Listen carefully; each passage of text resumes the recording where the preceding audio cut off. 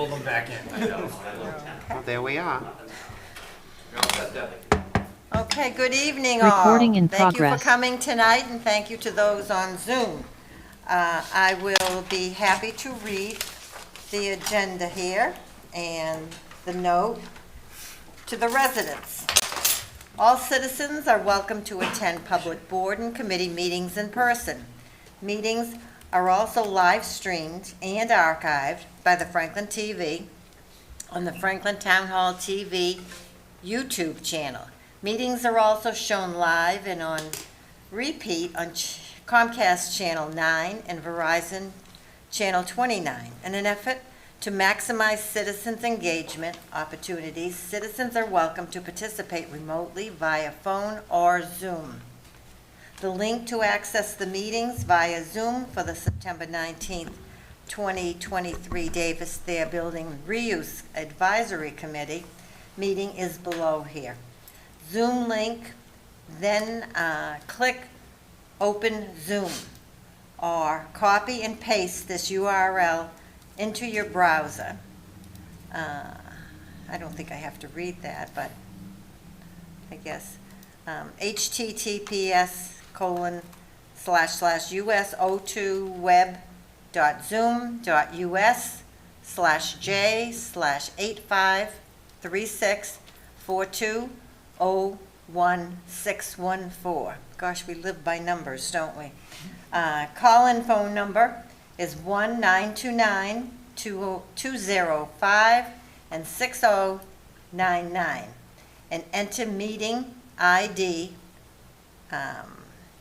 hashtag 853-642-1614, and then press the pound.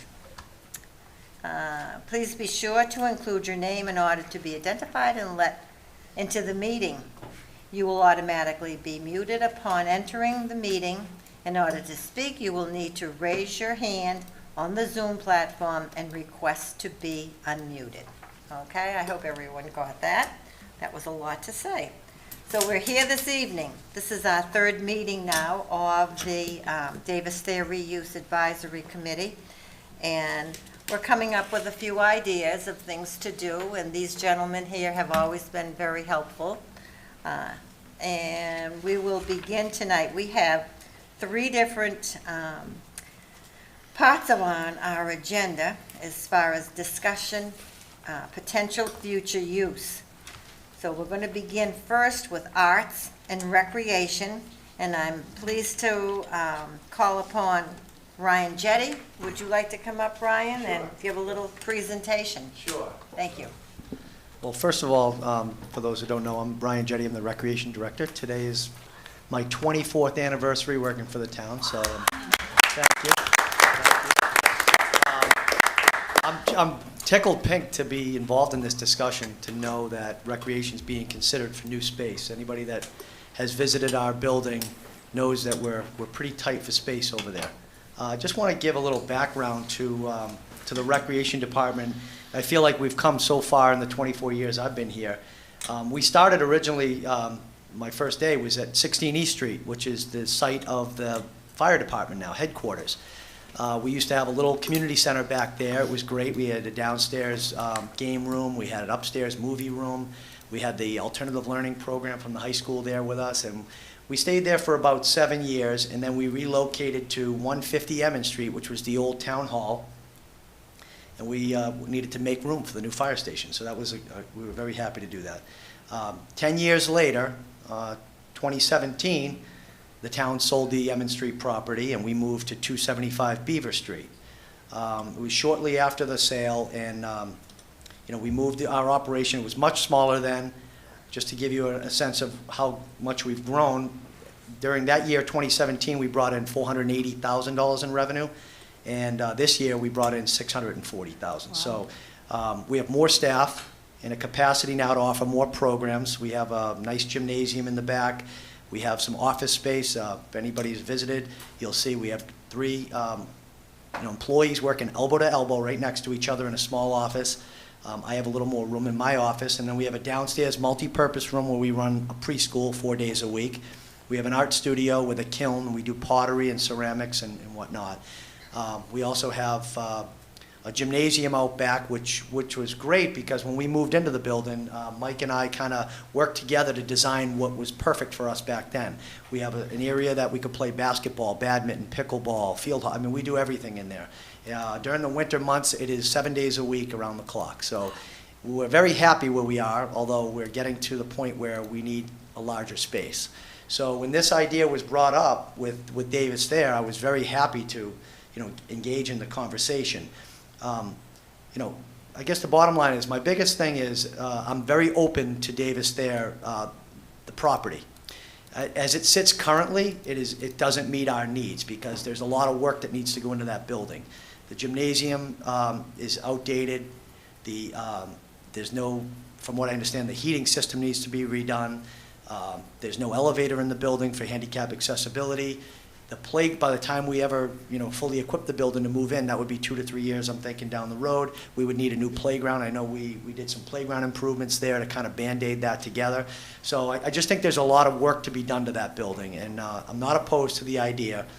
But if I could take off my recreation hat for a minute, put on my resident hat, I want to make sure that, that this makes sense financially for the town, because I think the price tag to renovate that building to make it equipped for what we want going forward, I think is going to be rather high. And that would be my one concern, is that are we prepared to spend, 20, 30, whatever the price tag is, to move the recreation department? I definitely do not want to move into Davis-Thayer and be a downgrade from what we have presently. I don't think we're at that point. We really need to upgrade. We got more kids, more programs, and I think we're doing a great job. So I'm happy to answer any questions. Okay, Ryan, that sounds good. Yep. And you didn't mention that before you moved in on East Street, it was the police station too. That's correct, yep. Yeah, Yep. yeah. A lot of departments were in that little building. Yeah. In that little building. Okay, I'd like to open it up to anyone who has questions. Tim? Thank you, Madam Chair. Thank you, Ryan. At the last meeting, we talked a lot about that building possibly serving as a multi-use site, right? We talked about it, we heard recreation, we heard arts, we heard a lot of different things. From where you sit, could you envision it being a shared space where, town recreation could do a whole lot of programming, but also satisfy the needs of, really adding to the art and cultural programming that we have now? Sure, yep. I'm not opposed to that at all. Yep. We work well with others, so we'll be fine. Would those be programs that you and your staff would want to take on, though, as additions to your offerings, if you had the right facilities? Well, that question's been asked to me before. I mean, me and my staff have had this conversation, and I think a community of our size, that type of department would kind of be a standalone. I think we're big enough now where if we hired someone to do arts and culture and whatnot, we could kind of work together. I'm not necessarily saying we need a whole restructuring and I need to oversee that, but we could certainly help in that regard. Okay. Yeah. Great, thank you. Okay. Roberta? Thank you, Madam Chair. Ryan, I was wondering, in the current space that you're in, do you foresee in the future that you would need to expand there, or that at some point you would outgrow that space if you haven't already? Yes, I don't think there's the possibility to expand. We have the train tracks on one side, we have the glass shop on the other side, and behind our building there is a stream that runs through there, and it's surrounded by wetlands. So That's what I thought, but I just thought it would be good to Yeah. hear. Thank you. I mean, the space is great, the location, because we're so close to Beaver Pond where we do a lot of our activities. I mean, in a perfect world, in my mind, I would love to have our operation be at Beaver Pond, because we've done so much work there to improve that facility. We've got the swimming lake, and we've got the turf field there, and the playgrounds, and plenty of parking. So that would be my dream, is to build a building at Beaver Pond, but Always good to dream. yeah. Do we have room at Beaver Pond to build another building? I'm not sure. Again, I'd have to consult with conservation, because we're close to water and wells Yeah. and whatnot. So I'd have to talk to Breakalai and DPW about that, but I'm sure it could be done. There's a lot of parking down there, and very rarely does that fill up. the whole parking lot. Interesting. But the Davis-Thayer, you're saying, would be too large for you? No. That you would be willing to share it with someone? That's what's making me think you think it's too large. No, it's not that it's, I didn't say it was too No, large. I know you didn't. I'm just, I'm thinking renovating an existing structure, I know is a hefty price tag. And I think, building from scratch might be a better alternative. We might be able to save some money if the town was willing to do that. So, again, I'm not a professional. I don't, cost analysis and architecture is not my expertise, so I'd rely on professionals to do that. Okay. Do you know the square footage of the space you're currently in? I don't. I should have that information, but I'm sorry. Mike? Mike? Probably about 6,000. Davis-Thayer's Is a that 40. both buildings, Mike? Yeah, both buildings. Okay. And Davis-Thayer's a 43,000 square foot building.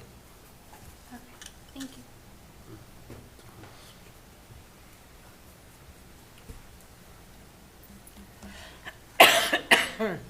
Greg?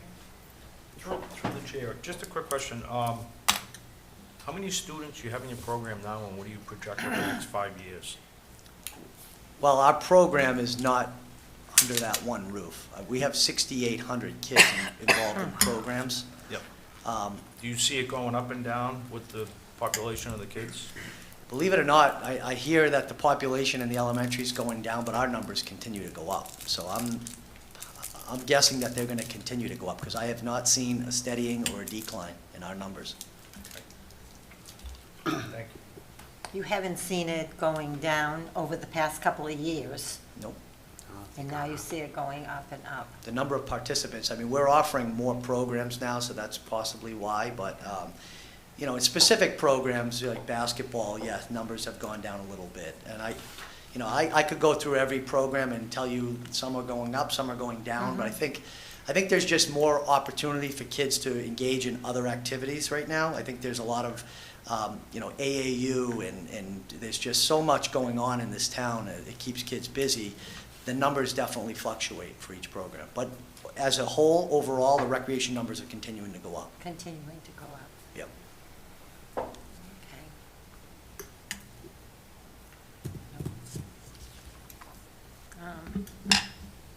As you were talking, I'm thinking the location of the Davis-Thayer, it would be very good for a recreation center, for being able to walk to it and that. Mhm. Do you agree with that? Absolutely, yeah. Okay. Yeah, anything close to downtown.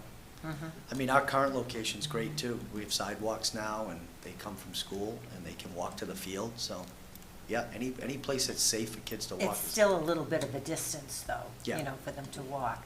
And you don't have the busing that goes to your No, place, huh, to we don't. drop the kids off for a No. program, No, currently, no. after-school program? No, Nope, no, parents, primarily parents they taking do them. it themselves. Yep. Okay. All right, anything else you would like to add to this? No, nothing at all. I'm just happy to be part of the discussion. Yeah, okay. So we'll go to the audience. Give us your name and, Hi, my name is Maxwell Marangelo. I live at 127 Central Park Terrace, Franklin, Mass. I just had a few questions. One of them was, if you moved to Davis-Thayer, would you sell the old building, and could you use the old building to fund the construction of the new property? that would be James. I don't know if I'm equipped to answer that question. That isn't through Ryan, that would go through Jamie. What would you think would happen? Could you just ask that one more time, Max? Yeah, so if the Recreation Department is moving to a new property at Davis-Thayer, what's going to happen to the old building? Can they sell the old building and use that money to, or borrow against a sale of that old building to fund the new construction? So, through you, Madam Chair, the answer is yes. I mean, you could sell the recreation building. I don't think you're gonna get, it's tough to estimate what that's worth and who would want it. It's obviously in great shape. It's pretty new. I mean, we built it 6 years ago. Yeah. I just don't want people coming away with the impression that somehow we're gonna get so much money out of the rec building that's there and pour it into Davis-Thayer, and it's gonna somehow cover a big dent of the cost, right? I mean, I think people really have to, as we heard from the consultants last time, I mean, you're literally looking at a 40, 50, 60 million dollar project. I mean, that's a lot of money. It's at the minimum. Yep. Yeah, I'm being conservative. I'm hoping there's a dip in the economy and interest rates go down, right? Because you'd have to borrow for something like that, 4%. So you're going to be paying tens of millions of dollars in interest. Remember, we pay prevailing wage, so the private sector doesn't pay prevailing wage. Municipalities have to. That's a 35% markup right there. And so if you sold that building in an environment where there's limited bidders on a building that Ryan is currently in. So it's set up as a rec center, so your market is like office buildings, possibly another recreation, a private recreation company. A bid on that would not necessarily generate, a huge amount of money. I mean, I think we have members, Greg and a whole bunch of folks on the call that can probably verify the office market right now is not strong. Warehousing, if it was a warehouse, that would get probably a decent bid because there's a lot of warehouse needs out there for storage. But to the quick answer to Max's question is yes, you could sell those buildings, take those monies and put it towards the obligation on renovation costs. So the other question I had is is there an appetite for, I could preface say you could make it more equitable, a need-based equity on it, but would it lead to a fee increase for recreation programs to fund the building? Would people pay more for a nicer building if it meant getting a new building? It's kind of an open-ended question, but that's another way you can make more revenue and put it towards a building. Is that something that you think people would be willing to pay for? I think that depends on what we made the building, if it was like a gym type membership where you'd have a weight room and a pool and, that type of thing, I think you could justify that. Right now, the way our department is set up is we're break even. We're just trying to cover our costs from year to year, and which we're currently doing. So if you added a cost of putting a new building up, those fees would raise dramatically, and I don't think that the population would. No, not for everything. I'm saying chip away at it so you don't have to have a whole debt exclusion for, instead of it being for 80 million, it's going to be for 40 million or something, so that it's more palatable to voters. Mm-hmm. Would that, like, piecemealing it, would that make sense if it maybe was a slight increase in fees, a slight sale of the building? Would that help fund some pieces of it? I suppose so, yeah. I suppose so. I mean, our fees right now are, they're pretty reasonable, so I could see us going up, $10 or $15 if it meant having a building where families could come as a fitness destination. I'll yield with that. I'll come more for housing. Thank you. I would want to see the registrations going up that much, because I think it's great that you have so many kids, and it's because the amount that we charge is a reasonable fee. Everything else seems to be going up in town. Let's not even think about going up with things like that, and I think you agree. Mr. Circone? No, Jamie had his hand up. I don't know if he Oh, wanted it back into. Wait a second. Sorry about that. Through you, Madam Chair, just to Max, I just don't want people, I gotta kind of, be the TA for a minute. You're looking at a 50 or 60 million renovation project, right? At 4.5% or 4 or 3.5% interest. The current evaluation appraisal of the property that the current building that Ryan's in is $1 million. So I just want to set expectations. You're not getting a lot of money to offset a big renovation project, and I would be very concerned that if we said to people, we're going to increase fees, well, eventually the fees and the programs then become unaffordable. But I just want, from a financial management standpoint, you can't say the fees are going to pay it off. No. You have to borrow the money, either raise the taxes and the property tax levy to do it, borrow the money, pay the interest rate, and then you have a bond authorization to pay off. We could come up with another revenue stream based off program fees, and say, well, every permit or every registration is a $5 surcharge. But even at how many registrants programs a year? 6,800. 6,000, so you're like 7,000. I mean, you're still not really bringing in much money every year at $5 extra, 10 extra bucks. I mean, you're not going to really put a dent in that borrowing. You'd be raising fees just to pay interest. At best. At best. I want this if you can't tell, I want the sobering financial reality to hit people, because I appreciate the outside of the box comments, but I don't want people watching the show or watching the meeting at home saying, oh yeah, there we go, we could do it that way, because it just, that's never gonna work. People have to understand, if the town wants to renovate the building, that's fine, but we have to find a permanent way in the levy to raise the money. Fee increases probably won't offset it, and then you're gonna likely hit people so hard on the fees for the programs, then people just aren't gonna register for the programs because they won't be able to afford the programs. So we have to be conscientious of some of those things, so, thank you. And we don't want that to happen, right? All set? Mr. Saccone? Rick Saccone, Chestnut Street. Through you, Madam Chairman. I rise tonight, my entourage is now gone. So, but the folks that I think I represent are the fiscally troubled people in this community. The seniors and those who live paycheck to paycheck. And the numbers that, and with no disrespect to Ryan, because I love this kid, he's one of the best things that ever happened to this community. And I would never go up against him for any reason, as I wouldn't my chief of police. But we started originally talking in front of our council about a $30 million police station. That was the talk. That was what your body spoke to. In no time at all, the numbers are ratcheted to such outrageous proportions, because we've already gotten ahead of ourselves into thinking, it's pretty apparent we don't want the Davis-Thayer, most, call it what you will, don't want the Davis-Thayer to be our police station. Can I interrupt for one moment, please? Please. We're talking recreation and cultural. We're going to talk police station after him. That's on the But all agenda. of it's, in the end, it's all the bottom line, is the dollar sign, is it not? Oh, yeah, no, no, Each and no. everything, so we're starting right away by going on to the exorbitant cost to make the Davis-Thayer it's gonna be an exorbitant cost apparently to make it whatever we make it, and however we use it. And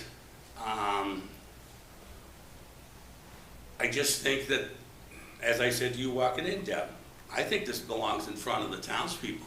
I think some of this discussion, because I don't think you're gonna get anything done between now and the end of the year, except rhetoric and the talk of in this department, this group and the police department group, the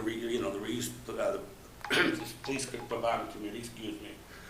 I think it belongs in front of the townspeople. I think the numbers are going to be so exorbitant when we come to build a new police station and shuffle people around, because that's what we'll do. We're going to have to use the Davis-Thayer for something, unless we sell it to Dean, or unless we make it for even for housing for our own and our seniors and our handicapped, and that's not a bad idea, but again, it's at a cost. I don't think the townspeople really realize just how much money we're talking here in the end. And I know this is just on the rec department, but all of it's gonna continue, it's all gonna go together in the end. The numbers are gonna be astronomical. Okay, Thank you. thank you. Anyone else have anything they'd like to add to this, to the recreation? Ryan, Chris, thank you. Chris, I think, just raised his hand, Madam Chair, Oh, online. on Zoom. Chris? Yeah, committee member Chris. Hi, good evening, just unmuted. Just wanted to comment, I agree with Ryan in regards to the location of the facility. If we were to relocate, or rec was to relocate, I think it's an excellent spot. I think the recreational use is most likely as part of a larger consideration for the parcel as a component in a building or one of the buildings. But I do think I agree with the opening statement that the cost to get the building functional for that use, even if they took a small component of it, I think it's just too large. So I think keeping it in mind as an option in the future to have this be a possible relocation, a landing spot as part of a larger development, where maybe there's other opportunities to have assistance with development from private partnerships or other means.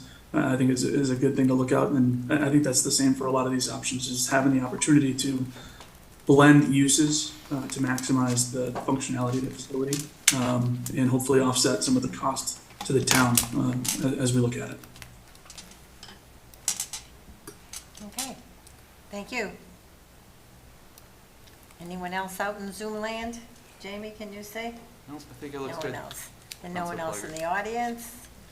So I think we will close this part. Thank you very much, Thanks, Beth. Thank you, Ryan. Ryan. Yeah? Okay. Next, we have the police station, our illustrious chief. Good evening. Good Madam Chair. evening. How are you, Good. members of the committee?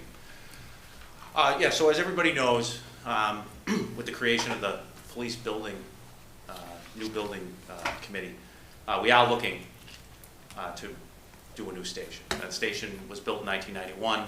I came on to the department in 1996. And the station, wasn't built with the knowledge that we were gonna be the fastest growing town in Massachusetts for 5 years straight, and then some. It's just, we're running out of room. I have people in closets. I have people in the dark room. There was actually a dark room built in 1991. We never had to use it. And, digital photography became a thing. It's just we're running out of room, and similar to, as Ryan explained about where the recreation building is, we are surrounded by wetlands on 3 sides, and then Panther Way itself. We don't have the parking, and so obviously we're looking for a bigger space. I put on 12 additional officers. We were at 46 6 years ago. We're at 58 now. 6 female officers. We're running out of locker space in both rooms and so forth. I'm going to start with this. All right, I have 2 things in my toolbox. If I can't build it or fix it with a hammer, I'm using the cell phone. All right, I'm not an engineer. I am not an architect. All right, we've already put money aside to be able to hire those people. Mike did a great job with his whole explanation of how the process goes when you're looking to build a new, town-owned or public building. Hiring the professionals that will be able to do all that. And I'm sure they're going to do a needs assessment to figure out what the square footage might be, what kind of, how big of a piece of land would be able to accommodate all the parking that we're going to need. And about 6 years ago, knowing that this was coming, knowing that we kind of needed a new station then, and it was going to be a while before the building committee would ever get formed, I sent 2 members of the administrative division to go to a training on building public facilities, building police station. During that 3-day training, they actually did a couple different exercises, and one of them was, kind of predicting where would the town of Franklin be 40 years out, population-wise. What would that end up, entailing as far as the number of sworn officer personnel, the number of civilian support staff, how many people might be working at a particular time to figure out the parking. In the end, they came up with that the parcel to build a police station that would basically suit for a 40-year period of time would be no less than 5 acres. I'm not saying that that's exactly the case, but if that is, then I don't think Davis-Thayer is big enough for what we're going to need. Certainly don't want to be in the same position we're in now. We're in a 31-year-old building that just doesn't have enough capacity to expand. We can't go anywhere. Can't go up. You can't go, out. There's certainly not enough land for any parking or anything like that. That if we're wrong again, hoping that we're not, but nobody has a crystal ball. I don't think anybody intended when they built the building in 1991 that, it would probably, within 10 years, end up starting to be confined space-wise. That the same thing doesn't happen again. You're going to need a piece of property that would allow for, potential expansion. I know people aren't interested, or there's not an appetite for building unusable, space that we're not going to use once we move in, because they just don't like to do that, even though it's forward thinking and so forth. So you're going to need to be able to expand the building from whatever it is. We have over 31 cruisers. We definitely want to see a community room. that would be able to accommodate at least maybe 50 to 60 people, so that not only can the community use the building, but when we want to run a training, that we have the ability, because we train a lot, and we do a great job, and my training group's fantastic.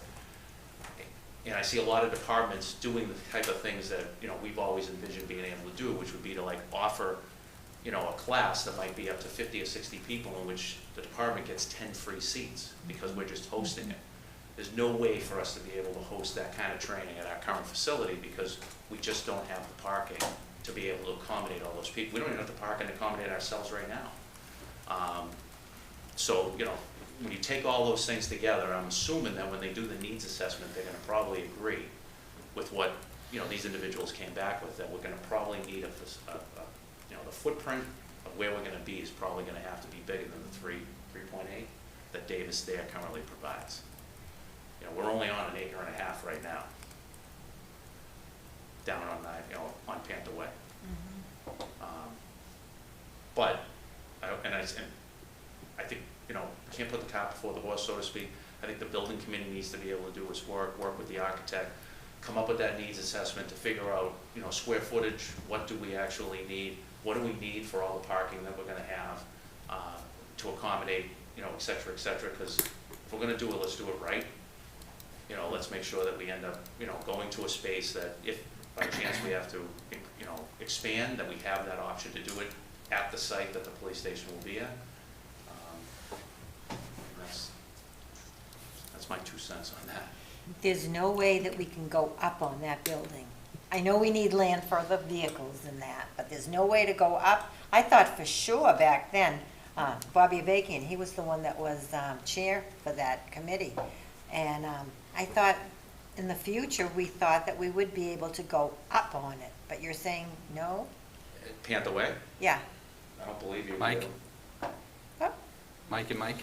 The seismic requirements have changed since that building was designed. Of course they have. Yes. And not only that, you know, the police station has higher requirements than normal seismic resistance. So going up, even though the foundations might support the weight of the structure, would almost never support the lateral movement, which means investing in reinforcing the structure to a large degree. You would spend an awful lot of money just reinforcing the structure. That's if the foundations would take the weight. So building up, everyone thinks that's easy to do, very expensive and not safe. Not safe when you take into account the degree of resistance that a police structure as an emergency response facility needs to meet.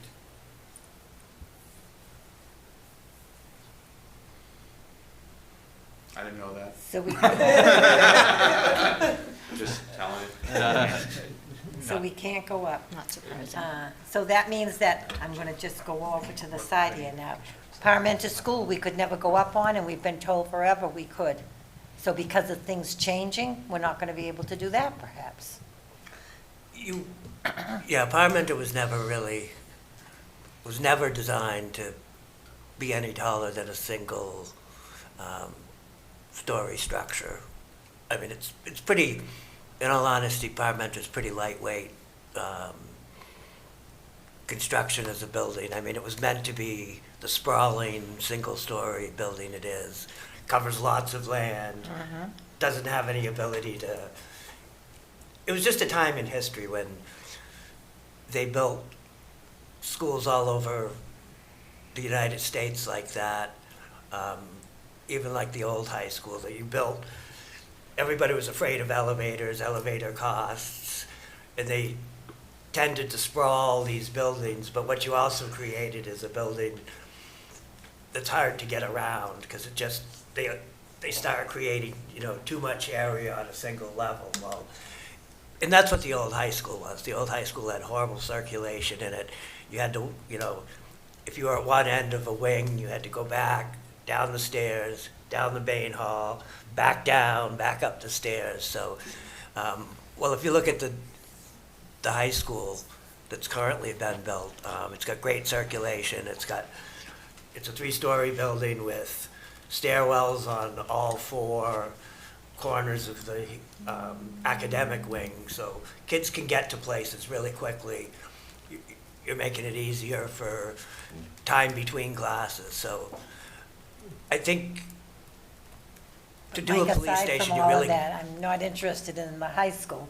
I was just asking about the Parmenter School, you know, being able to go up on it, and evidently we No. won't be able to. And it was said back then that when we did the addition, that yes, we would be able to, so. Things change, as you just said, you know, things change. Okay. Any questions? Tim? Thank you, Yeah. Madam Chair. I answer to anything with 3 letters, so Tim's fine. What did I call it? You've always called me Tim, but my name's Ted. It's okay, Ted. You know I love you. Tom, Okay, Tim, Ted, doesn't really matter. Chief, when those police officers went off and took that class a few years back, and they came back and said to you, you know, the ideal thing is 5 acres, and, you know, here's how it's gonna look. I imagine that in the current environment, when a new police station is built and those things are talked about, there's like an ideal facility plan, and then there's probably a cost associated with that if it was to be built new, right? Do you have any idea what that number is?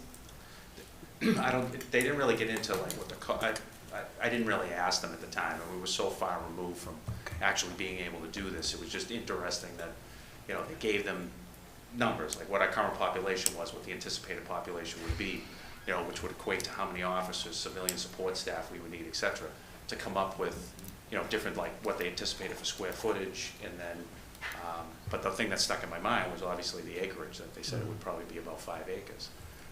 We knew that our footprint of 1.5 acres down there was not big enough, that we were already well over as far as parking. We're parking on, you know, the state property across the road, you know, et cetera. But I don't recall them saying what the cost was at that time, like 6 years ago, if we would have built it. Do you guys at the table know what So, a this is current Michael police McHugh, facility would cost? Mike was a principal at Castle Booze for a very long time, and he's back with them right now. He had retired for a little while, but in discussion, Paul had recommended, and Michael agreed to come tonight, because he's probably done more public safety buildings, both police and fire, so I encourage everybody to take advantage of everything he could tell you tonight to, you know, more about a police station. To that end, I can tell you that you should, well, how many officers sworn do you have? 58. 58.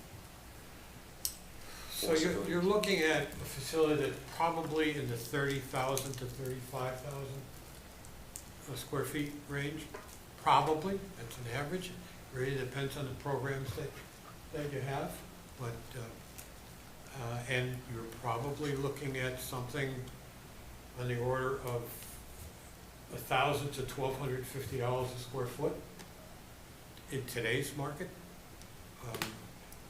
I think that's what the estimates are coming in recently. So that's just without looking at the program, every department has different programs that they're running. I will say this, however, and did your officers go to that school in Florida? They did. Yeah. We work on smaller lots in New England than they do in Florida. So 5 may be bigger than necessary, but certainly, what would you say, 1 point? I know I looked at that years ago to see how it might be expanded, and I said, you can't expand this building. It just, there's no way to do it. So maybe it's a little less than 5 acres, but another thing to keep in mind is typically, police facilities, 2/3 of their area is on ground level because of, you know, sally ports, Safety. detention. things that you really don't want to be going up for. The command staff and certain things can go upstairs, others really want to be downstairs. So if it's a 30,000 square foot building, you need 20,000 at ground level. That's a pretty big piece of real estate. So you may be looking at 4.5. I mean, I don't know right now without looking at the program, but it's expensive to build police stations in New England right now, just like it would be expensive to try and renovate Davis-Thayer to be a police station, because remember what I said earlier about police stations, because they're emergency response facilities, have a higher standard to meet for seismic. Imagine for a moment a seismic,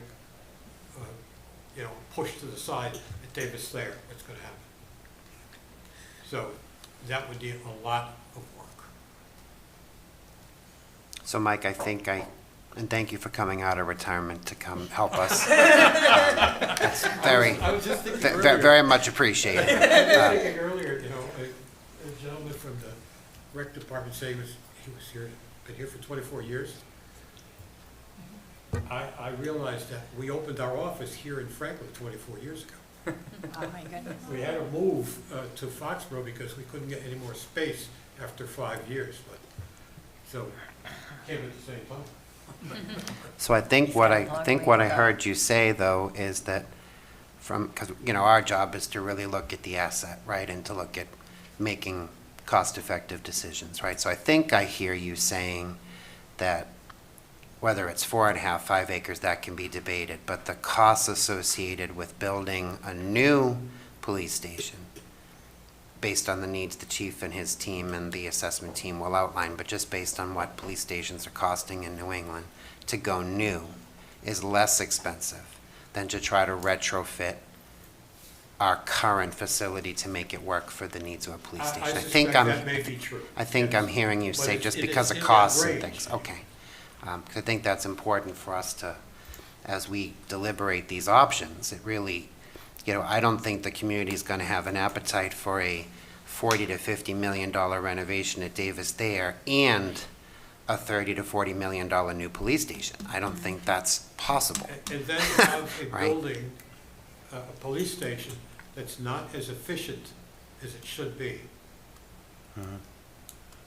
Because you're not going to get an efficient police station to fit into Davis-Thayer. Can you talk a little bit more? It's going to have more circulation because the floor plate is smaller. Okay. It doesn't have enough space at the ground level to support the kinds of things you need to locate at the ground level. So I would expect if the number may be considerably higher to turn that into a police station. Okay, thank you. Thank you. Are there instances in towns of like splitting up the parts of a police station, like maybe doing some of the community training you mentioned in like just a general municipal area that is logical to do, or do you think that all needs to be in a centralized place? I think, you could do some things, like off where the station would be. The question is, we don't really have that ability right now. The EOC at the fire station serves a purpose, but it's very small. Yeah. There's nothing up at Station 2. It's tough to get into schools. We don't train in the middle of the night, Yeah. if we're gonna do a class or something like that, so it's tough to get into school at the time. We tried working with Dean, they help us out when they can as well. But most of the time, if we're looking for a place, we've gone all the way to Hopkinton. I have Milford. EMC has a building that they're currently not using, just so that we could, do a training in which, half the department was gonna participate at the same time. Because there's just not a lot of places to do it. Yeah. Thank you, Madam Chair. I just add really quickly, I think that's something that the state, it is a really good point, Gwyneth, because the current station could still be used for another municipal purpose, right? Including, I still think the location of it, while the location is in a swamp, that's the bad part, and that it's not expandable. But if you think about the location of 495, 140, where high call volume is, access to the high school, where obviously a lot of activity is up on the campus.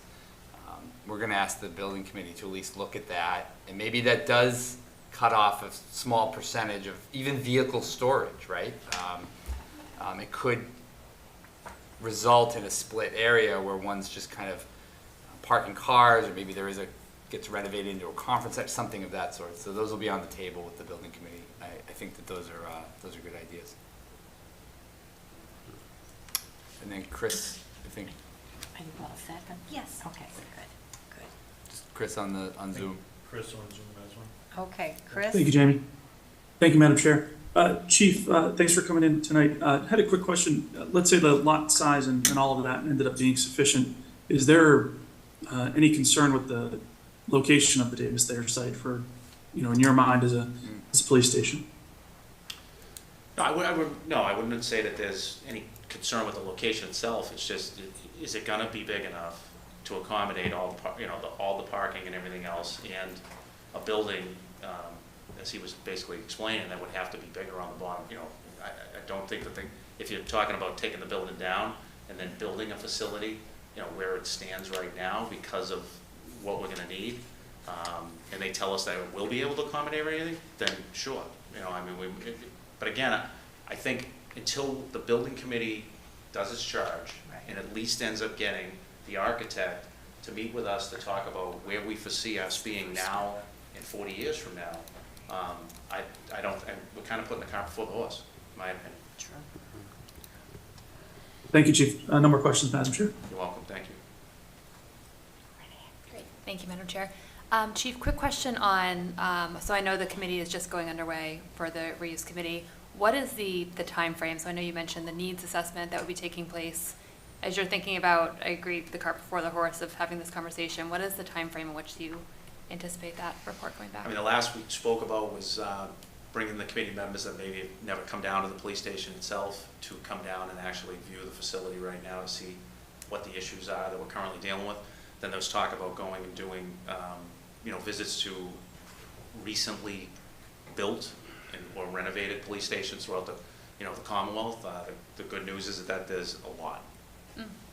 When Franklin built its station, I don't think there was many places in the area that built a station probably within it took 20 years before they finally started building. So we have plenty of places to be able to go, take a look at, ask them what works, what doesn't. And I think at the same time there'll probably be meetings with the individuals that we're going to be hiring to run the project, and the architect firm that Michael's built every new building in this town for the last 30 years. I would think he'd probably be able to give a little bit better timeline as far as when we'll know that. Yeah, so the first thing we're going to be doing is hiring an OPM, an owner project manager. That's what the state says. Any project over $1.5 million has to have that. So that's the first thing we'll do. Start working on that in October, get a RFP out. Everybody sends in their proposals, you interview. That likely won't be completed till sometime in early November. Once we have them on board, then you turn your focus to an architectural firm to actually design it. So we will really eat up the rest of the year very easily before we start working with the players we all need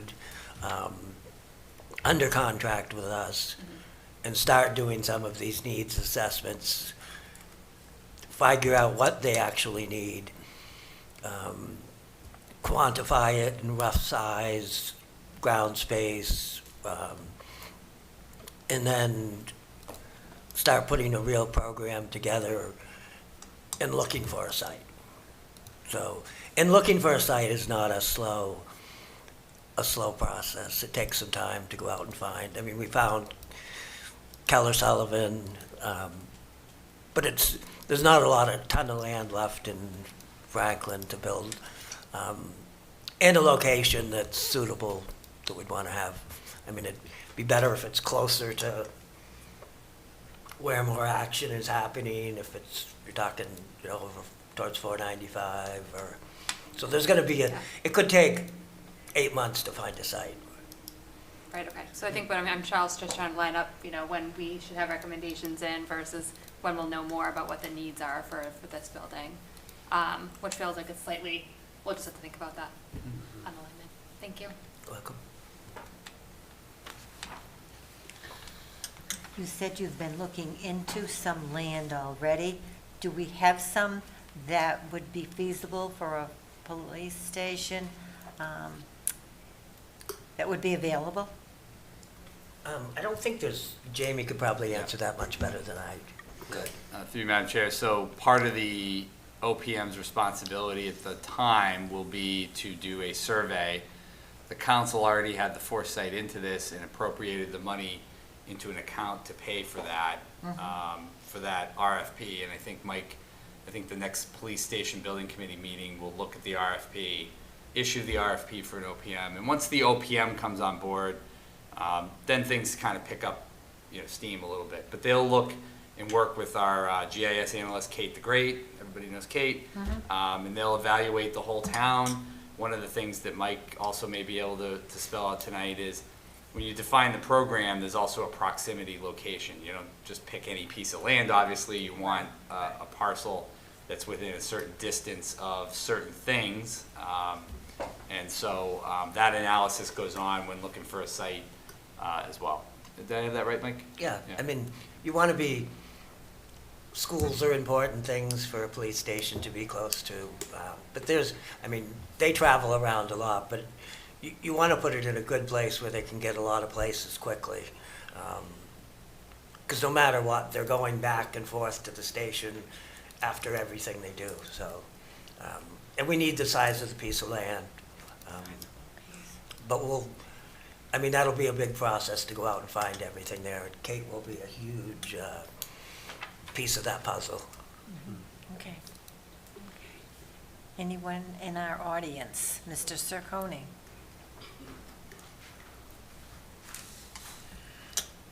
This one won't go well, probably. Through you, Madam Chairman, to the administrator.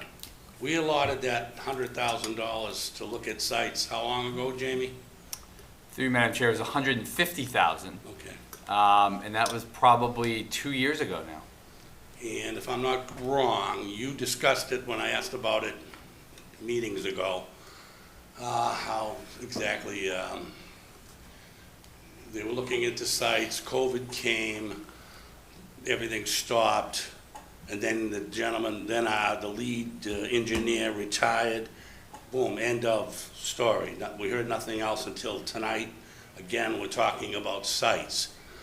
So are we led to believe that group 2 years ago has come up with nothing, no possible, we don't have anything to tell us?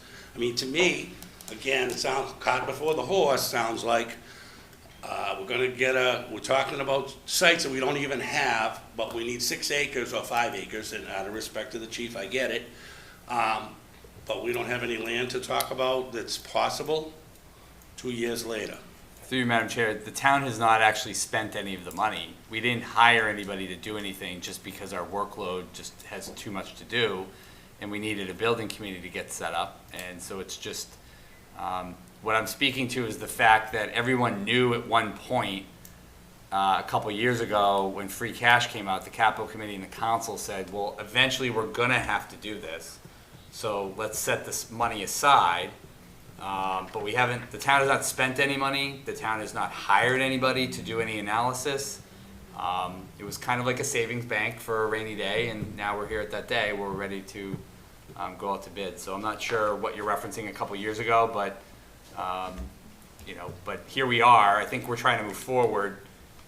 Both committees are up and going. I think to Megan's point, the confluence of them are kind of together, but obviously this committee's work will be done well before the building committee. The building committee also, when that gets started and the OPM gets hired, the OPM then owns the project, right? There's statutes and regulations in Chapter 149 and a bunch of state laws that I could bore you to death all night with.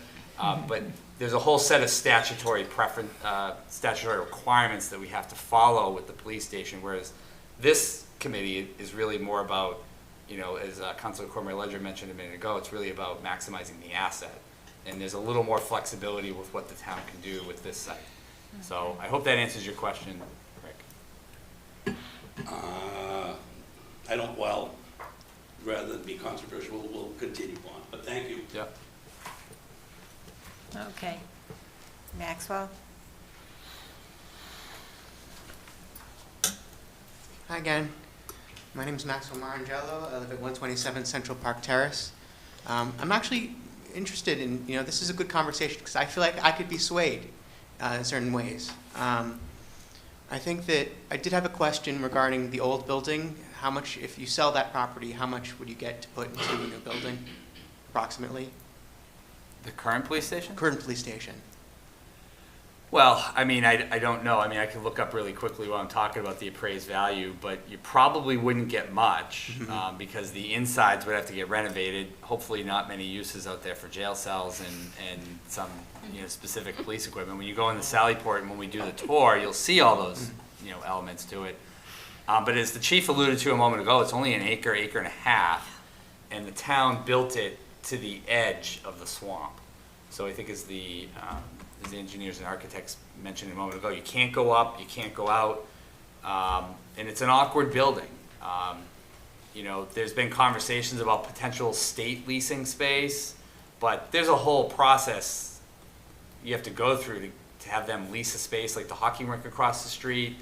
You have to put it out to public bid. I could go on and I won't, but it'd be really hard. We'd have to do an appraisal of the property at that time. Given the marketplace, the dynamics could change.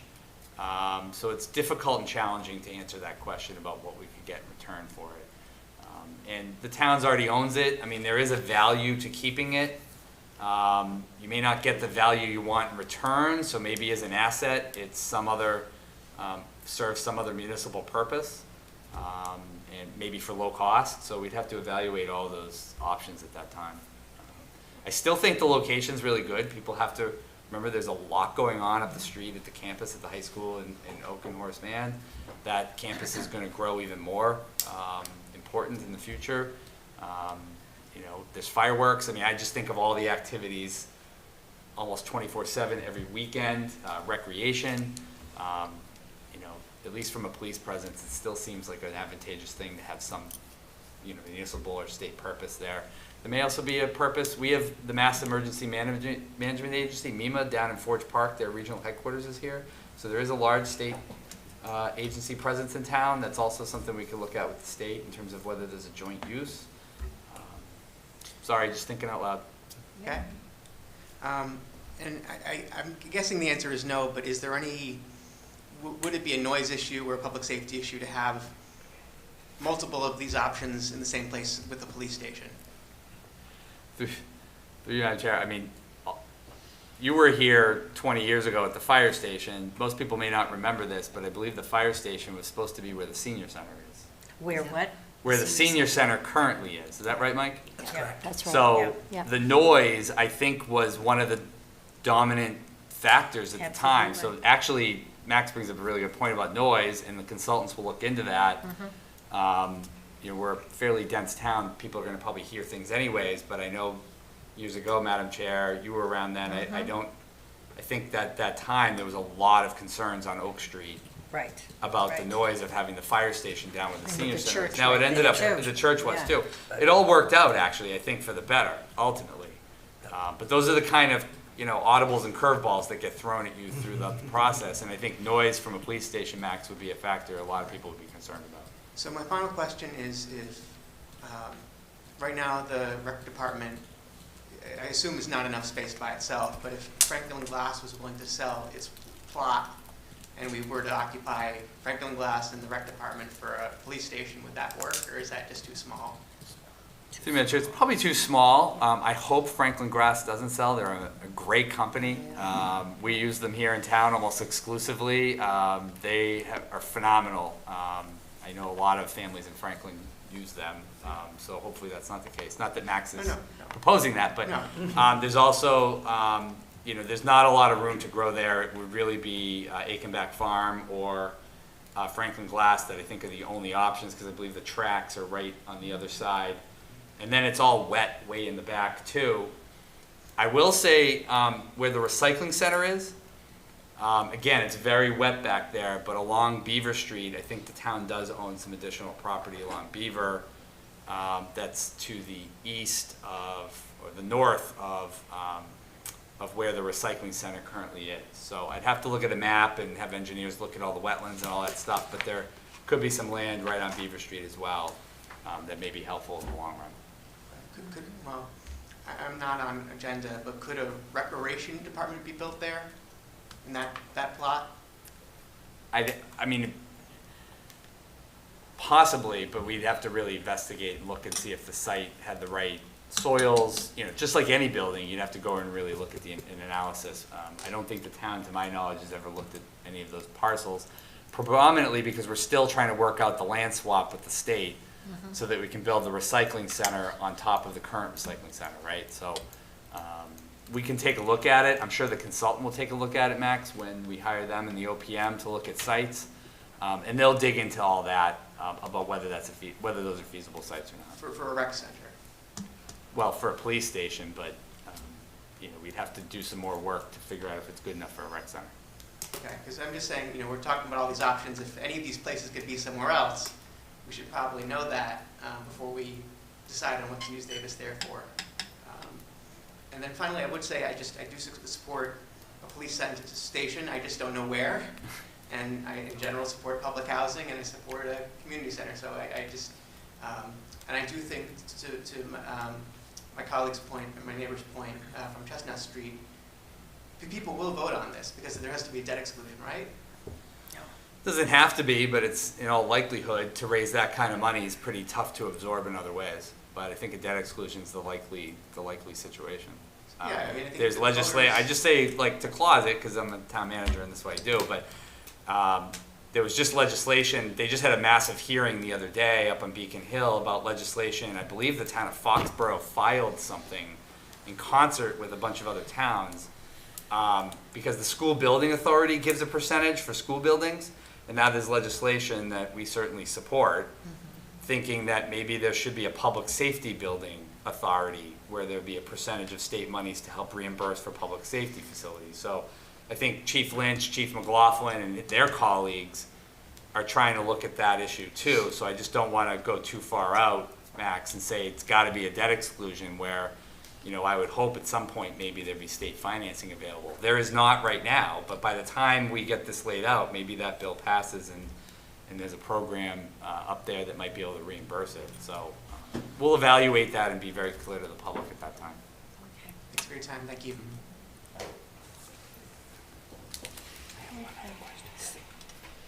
Okay, Tim. Thank you. Thank you, Madam Chair. I'm sorry, Chief, another question just popped into my head. We have shared 911 services now, right, where we have multiple towns, kind of collaborating on that, right? That is correct, the Metacom and emergency Yeah, communication. and I know this really comes into smaller communities sometimes have shared public safety facilities, and I know just from conversations that Franklin being such a large community, we tend to provide backup to a lot of local towns. So would there ever be an appetite for sort of a regional, larger police facility that other communities could help chip in on some of this large cost, or is that just, do you feel like you'd just want your own thing? Well, I mean, Rentham's public safety facility is not that old. Bellingham's is even younger. Medway does have an older facility, but I don't know if anybody would want to join in a regional if they weren't the bigger of the department, because they're going to get dwarfed by us. I mean, there's no Milford. I mean, you got to go to Framingham to find a police department that's larger in size than we are. I mean, we do have a community that's 34,000. It's not common in Massachusetts, a community of that size. It's very difficult to find comparisons because most of the communities are under 25,000, up to 351 cities and towns. You have the bigger cities and so forth, but I don't know of anything like that happening now. I don't even know of, this is Massachusetts, old New England. Mm-hmm. Everybody wants their own police department, their own police force. Yeah. Everybody has their own board of selectmen, et cetera. I'm not saying it might not happen down somewhere along the line. I just haven't heard of any consolidation. If the state wants to start throwing money at something like that, similar to what they did with the regional dispatch centers. Nobody went into it just because it was a great Right. idea and all that. It's not a bad idea, but 911 had the funding to be able to get people to, Right. kind of come to the table. And I bring it up simply as a, I guess the dreamer in me, right, about trying to not only save money but be efficient, right? But we've also heard you in other meetings talk about, how it's getting tougher and tougher to get police personnel and, less people taking tests and how we're competing with other towns for the best people. And we hear that from our schools, which are probably down the road going to be looking, and maybe that's 20 years, 30 years out, but we're probably looking at regionalized schools perhaps as an area too. So, because it's just going to get harder and harder for municipalities to continue to provide these high-level services with these prices, right? So it was just a thought of how could we think outside the box and maybe join forces with some other neighboring towns, and then maybe one community wouldn't be shouldering such a high burden, but we might not be there yet. No, I don't, I'm with you. I think at some point in time it may end up happening. We're already doing regionalized services for Right. those, low, high risk, low frequency type events. We belong to the Metropolitan Law Enforcement Council. We don't have a cyber lab, but we do, because we're part of MetroLeg. Right. We don't have a SWAT team, but we do, because we're part of MetroLeg, Search and Rescue. ISU, Investigative Services Unit. Push a button, 250 people could be here in an hour to assist the town of Franklin. It's happened before. We've used the services before. That's the start. I think as time goes on, you might see it. We don't have big county governments. Some county governments don't even exist Right. in the county, which is different from other parts of the United States. Right. That's how they do their law enforcement services, through the county and not through individual towns and cities. Okay, thank you. Chief, I'm thinking, because of what someone said tonight, what about an annex or a substation? If we were to keep the police station right now that we have, and then not have to look for 6 acres, or 5 or 6 acres, to do another station. Now that would give you the 3 stations, probably in different areas of town. And what would you think about something like that? Could it work? I'm not saying it wouldn't work. It's Yeah, I'm not just one putting of you the on the things- spot, I don't mean to. No, it's just But that- it's a thought now, because it was brought up tonight. It's not typical, I mean, we're a bigger agency, but not big enough in our, to probably have like substations and things like that. I think you're talking the maintenance on several different facilities, so, you're talking HVAC units at both, eventually they have to go and be updated, and so, I don't know if the cost, there's definitely gonna be a cost to it. I don't know, I'd have to really think, I'd have Think to. about it, yeah. Whoops, I think Jamie's already thinking. Go ahead. Painful, I know, I'm sorry. I think I addressed this earlier, I think there is some validity to that, and I think the consultant when hired will look into the current station and where's the call volume, what's the future build out look like, where are those calls gonna be coming from? But the difference between fire and police is fire is always the reason why they have substations is because they're dealing with emergency response within a time frame. Right. But all their apparatus is in the station. Whereas police, a lot of our folks are out throughout the whole town for their whole shift. So you don't necessarily need as many substations throughout town because you already have cruisers stationed in zones throughout the community. So you already kind of have substations. In fact, one of them's over here outside the next, the church where they park, where, there's always a cruiser out here Watching, for speeders, right. watching, right? So Right. that's like that's almost like a mini substation, right? So wherever they're parked is kind of where police are. So that's why you don't see a lot of substations for police stations very often throughout large cities or towns, and that's why you see a lot of substations for firehouses, right? Because that's where the ambulance, the ladder, fire truck, whatever is deployed out of those areas. That's why we have 2 stations in town for fire. And I know the fire department wants a 3rd. So, I'm just saying that's one of the differences I think between fire and police, and maybe, Mike or others can probably speak to that, right? It is there are very few similarities.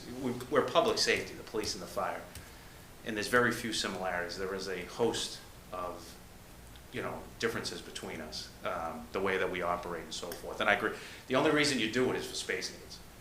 I mean, the only people, when you're running on the 4 to 2, there's not many people left in the station. There's a couple detectives, the front desk officer, and then when operations or patrol is out, they're out in the town. If you're in the north sector, they're up sitting at the Elks, looking for speeders on Pond Street or doing something on, any of the other road, Lincoln Street and up in that area, because it's tough to get there. It'll take a while for them to get up there. We don't want them sitting, they're not supposed to be in the station hanging out. They can even write reports in the cruisers using the mobile data terminals, the computers that are in the cars.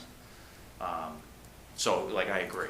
The only reason you would have a substation is basically for space needs.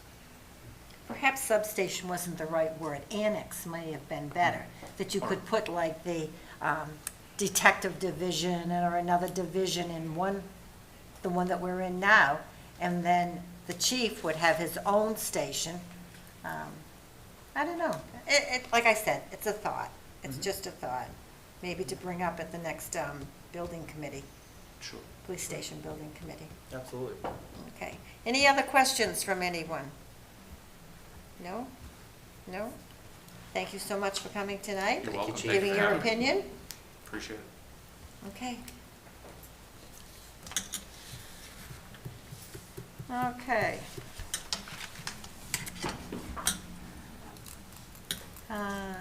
And C, we have various housing options. Jamie, what would you want to say about that? Yes, through you, Madam Chair, I think the committee spoke about this. I added this on. The other folks were unable to make it tonight, but I think the concern I think I speak for a lot of developers in town, as well as other housing interests. I think they're looking forward to getting a higher level understanding of what the costs are from Castle Booze. From a high level, what would it entail to build housing there? What are the costs associated with that? I think after a report is kind of finalized before the committee in November, December, I think my guess is any builder in town, anyone interested in housing, whether it's the Housing Authority, the Housing Trust, will take a look at that report and determine whether or not they're interested in coming before the committee or others. But I think in short, I think we all understand the cost renovation of the building is going to be very expensive. So for a builder, that's going to be a big upfront cost. And then we're really going to likely end up talking about, a likelihood, probably, demolition of the building if you're talking about housing, right? That's what I think most folks would then say. But so there's really nothing else to add here, Madam Chair, on housing. I know they're going to look at it from a high level, and we'll see what they come back with, and then maybe we'll bring in some stakeholders down the road to talk a little deeper like we did tonight at that time. So no one's come before you about housing? No, I Any think, of the builders interested in it? again, I think people are interested in the land. That's it.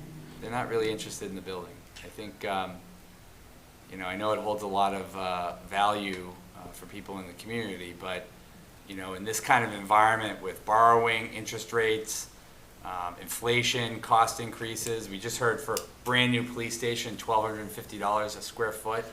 I'm sure Greg, Chris, others in the housing industry think that's, maybe even conservative, depending on things. I think ultimately you've got 3.5 acres of a very valuable piece of land. You have a very valuable building, but without a lot of, with a dwindling amount of opportunity. So to gut that building and bring it into housing, I think we'll look to the consultants to just scope out a 43,000 square foot shell. What does that get you in housing units? I don't think it's that many housing units. So we'll have to analyze that, a little further down the road. And who would do that? These gentlemen here? Mike? Yes. Yes, they're going to be preparing looking at things a little more based on like for the housing, the size of the building, how many could actually be put into it. I mean, it's a 3.5-story building, so it's not it's not probably the ideal for housing. I mean, you'll get some units on each level, but it's just not a huge building. But they can pick up, place different places, different apartments in it, and get you some information. about How them. many apartments did we get in the Thayer Metcalf School? I don't know, that's Maybe 12, before me. 12, 14, Yeah, that sounds about right. it was like 12, 14. 12 or 14? And that's smaller than Davis-Thayer, so Correct. we would be able to get probably a little bit more than that, but, yeah. What? I just want to piggyback on Jamie's comment. The what? happened? I want to piggyback on Jamie's comment. Okay. Just about the school itself in general. I think we're hearing that the numbers are going to be astronomical to do it over. We're seeing it. It's no surprise to me because I'm in the industry, but I guess we as a committee, just because the property's there doesn't mean we have to do anything with it. I think the idea is to do an analysis on it, and if it's vacant for X number of years, that piece of property is probably one of the most valuable pieces of property in town. You sell that, you get rid of it, 8, 10 years later, we're looking for another piece of property, we're gonna have to add 8 to 10 parcels to get a piece of property back together. I think you gotta step back a little bit and look at the cost, and look at the value of the land. That's why I'm thinking potentially break it into 2 pieces, so the town has 2 parcels to play with, rather than just one big one. That's a thought, too. Just, they don't make land anymore, so you gotta take that into consideration. That's all. Good thought, Craig. Thank you. Roberta? Thank you, Madam Chair. I was going to ask that exact same thing. Thank you for bringing it up. And the question through you, Madam Chair, to Jamie is, if that building, if we decide to just hang on, depending on what we hear over the course of the next few months, what is the cost to the town, if you will, electricity, heating, et cetera? Through you, Madam Chair, it's approximately $100,000 a year to do I the think you may have heat. said that Yeah. last time, and I It's in the, didn't write it it's in the down. town portion of the budget, the Okay. municipal portion of the budget, in Mike's facilities budget, but for the basic utilities, it's about 100,000. That cost will go up about maybe 5% this year, Okay. or so. Okay. So to your point, maybe taking a deep breath and thinking about something really outside the box as to the fact that it's a very valuable piece of property. That's so true. Thank you. Good thoughts. Yep. Any other thoughts on that? I have a question. Are there any, if that is a path that we went down of not making any decisions in terms of a large renovation, are there any uses for it that we wouldn't have to do, we wouldn't have to spend a lot of money to still rent it out in some capacity or parts of it, like to just the gym for, nights of at least collecting some revenue while it sits there, like potentially maybe renting it to artists who did need space, like not a town sanctioned rec center, but hey, I want to come in and paint, like can I rent this for $200 a month or something like that. And I guess I'm not really sure if there's a list of uses that we don't need it to be ADA compliant for, because I'm sure that's a very, very expensive endeavor. And yeah, I guess I'm just kind of trying to pose that idea. Okay. Yeah, through you, Madam Chair, it's a great question. Councilor Cormier-Ledger, I think, brought this up at a council meeting. We could lease any portion of the property. I would just simply say the building still was not suitable for the use for a school for children. So that kind of dilutes the impact or the ability to lease it out. Because you'd have to have an organization like a nonprofit who would be exempt essentially from ADA requirements, would have to have, I think, some sort of plan about how to deal with that. Obviously, we dealt with that on the first floor of the building. That could maybe be triaged, but there is nothing, to answer your question quickly, there's nothing that prohibits at some point the council from entering into a lease with a third party to utilize some of that space. If it was a town sanctioned issue, then we're susceptible procurement laws, prevailing wage laws, ADA laws, accessibility, then you're kind of all in. if it was a municipal use, but if it was a third party, and much like the Red Brick Schoolhouse, I was just gonna say that. just like the Red Brick Robotic Schoolhouse. club. Thank you. I think that's a very good idea, too, yeah. Mr. Ciccone? Greg's point, fabulous. Right, spot on, keep it. What if we closed off the top 2 floors and just used the first floor? And didn't spend any great amounts of money on the second or third floor Davis-Thayer, and just looked at a remodel or a retrofit of just the first floor and the basketball court downstairs, which could still, I think, be used again a little bit in the recreation regard. And again, as Greg said, now it's still under our purview for years to come. The town uses it, maybe let the arts folks could be there, for sure. They're always, the Boy Scouts, a lot of the meeting groups could, that would be a fabulous, even if we just kept it as open space. Maybe the chief could hold his training there, because it's ours, and there's plenty of parking for just police officers coming on the scene and training within that facility, but only on the first floor, no elevator, no taking on the cost of having it to support the, because it's obviously sounds like it's not supportive of using all the floors. We just, as the lady said, use what we have for a fair amount of money and spread it around the folks who need it. Thank you. So, How much room do we actually have on the first floor? Because with the gym that's there, and then we have the cafeteria area, there aren't any other spaces on either side of it. It's not a story, too, right? No, there's not a lot, because the gymnasium takes up half of the first floor. Right.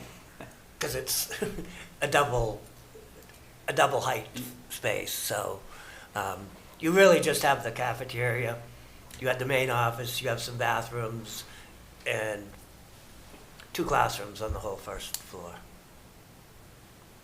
Okay.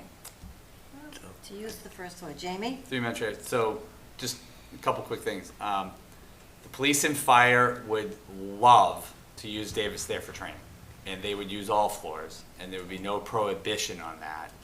I think I'm right about that one, TJ, right? Yeah, especially when you decide what you're gonna do with it. If it's down, we're gonna destroy the inside. Dead serious.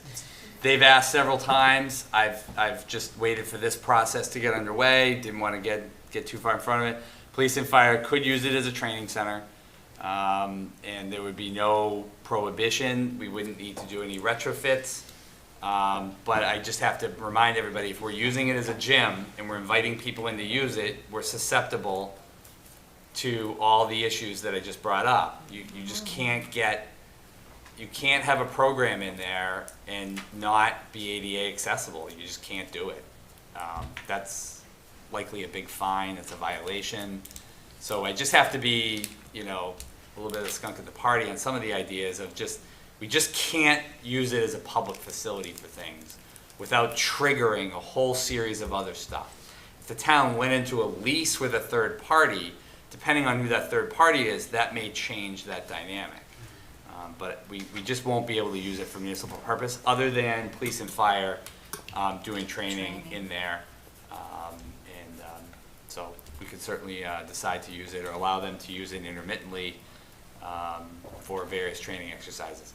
I would just say that if we were to do that, I think it'd be advantageous to limit it to a certain amount. I will assure you, because there's so few training places for police and fire, and the chief just explained this a moment ago, how we go to Hopkinton or Milford, the fire department goes to Milford. I think you would then end up getting calls from a lot of other communities to say, well, can I use that? Can I use that?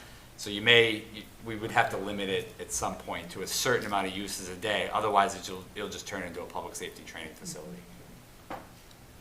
And then you'll have live burns in there and. Okay. Would that be revenue generating? No. No? Well, if you leased it out to other Yeah. fire and police Yeah. departments, absolutely. But noise complaints, I've been in the live burn. I've gone into the fire. I've done those models. Then you have hay everywhere. You have, sparks all over the place. I mean, you're going to obviously cause, I think, a little disruption with neighbors. But it would be a revenue positive to lease it out to the Chiefs of Police Association. I'm just making up an organization, or the fire chiefs, and they could, do a training center in there. They could absolutely use the school for that. You're talking about just using the gymnasium for that. No, I'm talking the whole building. Because they do trainings on multiple floors. I mean, I want to explain for the chief, but I think you could use the whole building, right? Yeah. It'd be gone. Madam Chair, yeah. So what it is the Davis-Thayer is typical of like older style schools that are throughout the Commonwealth. And so whenever there's a school that's available that usually is going to be taken down, or there's a period of time, we'll use them even in the summer and all that, but it's tough, everybody's on vacation. So, but we would like to get in there to basically do exercises, whether it be active shooter, rescue task force exercises that we're doing now with the fire department. And obviously, Metro Elect would love to come down as well, Right. And end up using it. Before we took the high school down, we had 3 SWAT teams from the 3, SEMREC with a C, and then Metro Elect all came together at Franklin High School and ran exercises through there. And we wouldn't do anything to hurt the school until we were told we could. But then, yeah, I mean, they chain doors together, and then they're doing different things that they just don't have the ability to regularly do. I mean, taking the doors off of a building that's still going to be used, we wouldn't do that. But when we know it's going to be coming down, then we like to get in there, before they get into removing asbestos and things like that. That's what we like to use them for. But if we had the ability to go in, and right now we're using St. Mary's. Yeah. I was just going to say that. That's where we're running our training right now. Yeah. At The The old old charter charter school, school? the Yeah. St. Mary's School, and then Yeah, the charter school, yeah. the old charter school, correct. Okay, So, very good, thank you. Thank you. Thank you. Can we? Maxwell? My name is Maxwell Marangelo. As you know, I live at 127 Central Park Terrace. I'm open to the idea of looking at the property and waiting until conditions are right to have 2 different viewpoints. One is that maybe it makes sense to wait till sale price is better, interest rates are better, building costs are better. I do think there is a risk that they could go in the other direction. If the government, debt goes up, I think that'll affect interest rates. And I do think that instead of just waiting, we should be prepared for when the conditions are right to pull the trigger on what we want to do, because it takes a long time to prepare the process to figure out what we want, and by the time we figure it out after that conditions are right, the conditions might not be right anymore. So I think we still have to have the process of what do we want to do with the property, but if we can wait, maybe it does make sense to find a better price if we think the conditions are going to be better later. I would like permission from the chair to have an article from Commonwealth Magazine that I'd like to distribute to the committee members. It pertains to a proposal in Boston. It was a plan to co-locate a library on the same parcel as public housing. It's like a whole initiative to have public housing with libraries. Can I have permission just to hand Yes, this you to the can members? pass it out.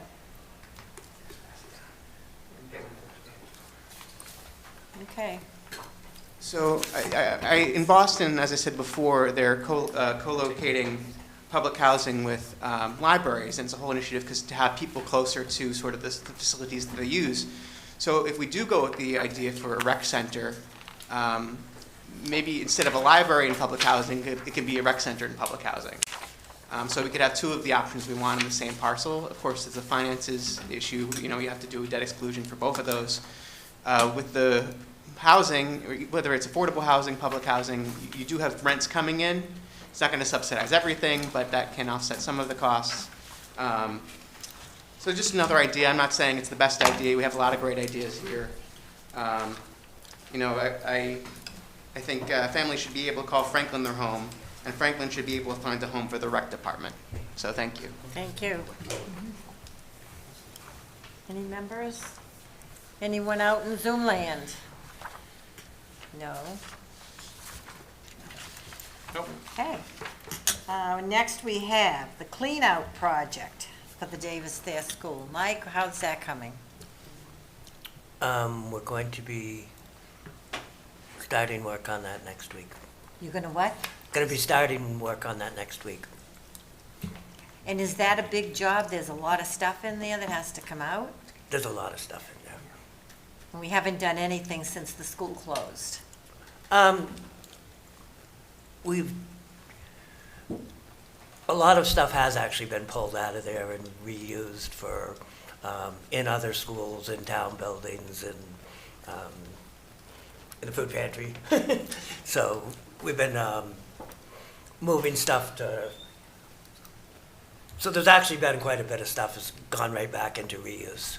Have we got rid of a lot of the desks and chairs and all of that in the classrooms?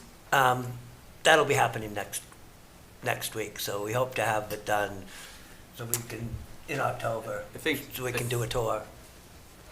and Madam Chair, through you, on the third item, discuss open house dates, I was hoping tonight we'd set those. That's what I was getting at. We have to wait until at least after the week of Columbus and Indigenous Peoples' Day, on Monday the 9th. We'd have to be a week, at least a week after that. So we'd be looking at the week of October 16th, October 23rd, and the week of Halloween. We were thinking a weekday as well as a weekend, maybe 2 dates, just so people had fair access. We'd prefer them not to be at night because it'll be pretty dark.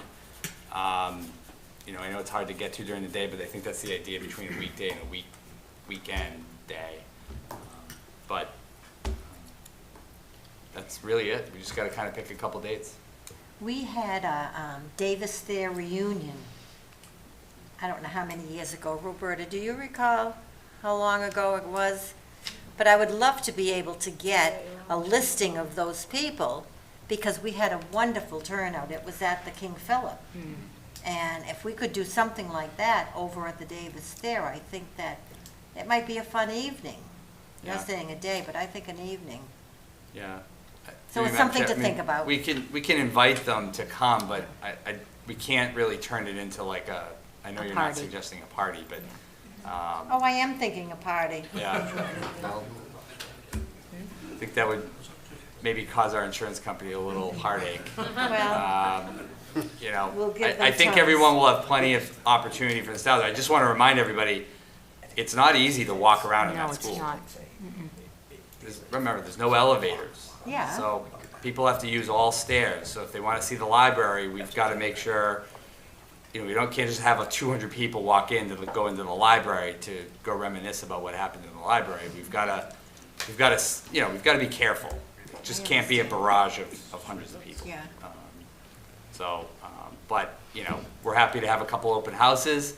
We know a lot of people want to come in and see the school. They want to see where they put their fingerprints and their hand on the wall, and that's great. We totally endorse that. I just want to make sure I close it by saying we can't just have a big gala at night. I'm sorry. We'll see. Okay. We shall see.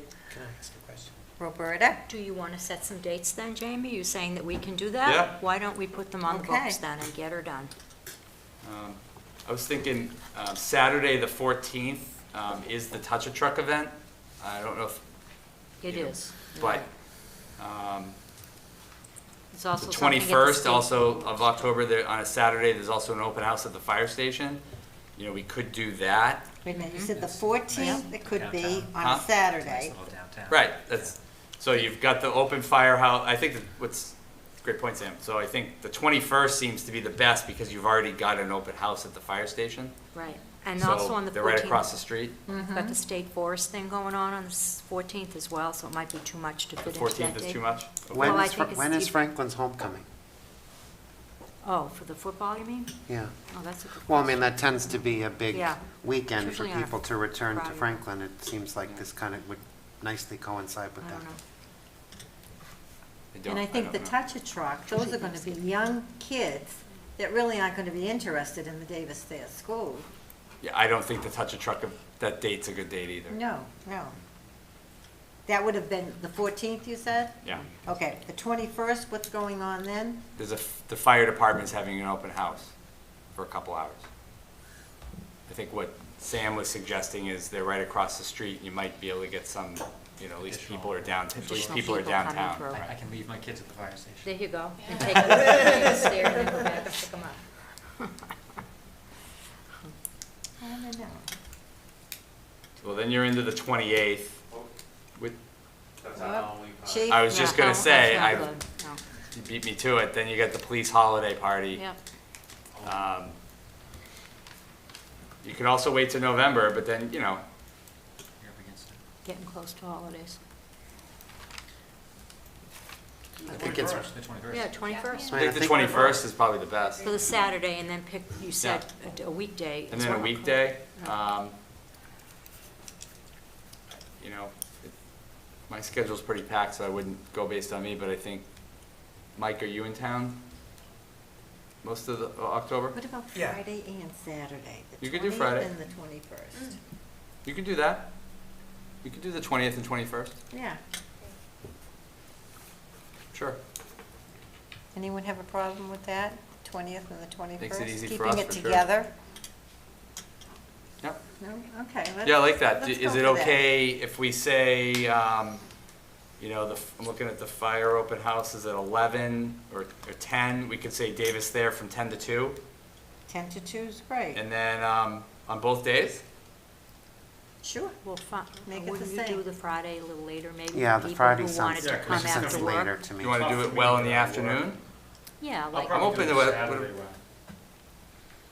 I was thinking maybe the afternoon, you Sure. know, when kids are out of school Yeah. and their parents might want to come by with them perhaps. 2 to 6? Yeah, 2 to or 6, 3 2 to to, 5. even a 3 to 5. 3 to 5? You gonna have enough light in the building? Because it's gonna be. Yeah, Yeah. at that time it might be It'll kind be of fine. dark. Yeah, maybe Yeah. maybe 2 to 5? Yeah, 2 to 5 Yeah, sounds good. 2 to 5. Yeah, That it's sounds all, good. Oh, 2 lights. we'll have plenty of. So 2 to 5 would be on the Friday, Yeah, Yep.